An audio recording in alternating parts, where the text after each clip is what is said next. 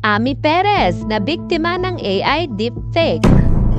Grabe yun. Hindi ko talaga akalain. Basta meron ako isang kumare na nag-send sa akin ng link. Sabi niya, Mare, ini-endorse mo ba to? Sabi ko, ano yan? So, nung nakita ko, inopen ko yung link, nagulat ako na yung isang existing interview ko sa dati kong morning show sa teleradyo, ginamit pala yung interview na yun. Totoo yung interview about menopause. Pero nung nagpasok na about brand, eto na yung ikinakatakot natin 10 years ago na pag nagka-AI, ito na yung pwedeng magamit, yung deepfake. Ginamit ang mukha ni Chang Ami using an AI application para mag-promote ng isang brand ng gamot na wala naman siyang anumang kinalaman.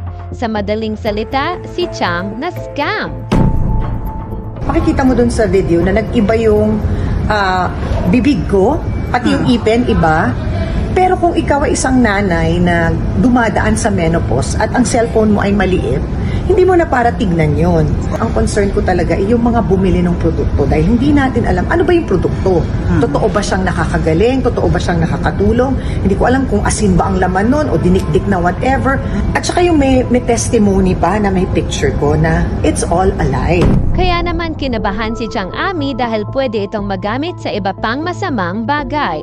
Tama kayo, tama kayo. Ang laki nung kaba, ang laki nung takot. Kasi kahit boses mo, lahat tayo pwedeng gayahin ng AI na yun. Magsasampa nga ba si Chang Ami sa mga scammers na gumagamit ng kanyang fake video?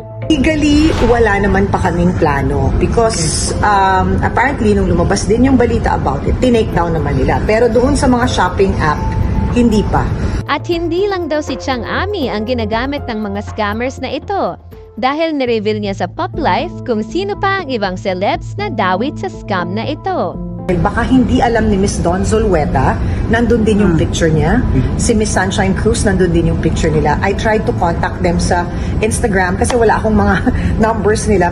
So hindi ko alam kung alam na nila. Pero sino nga ba ang scammers na nambiktima kay Chang Ami?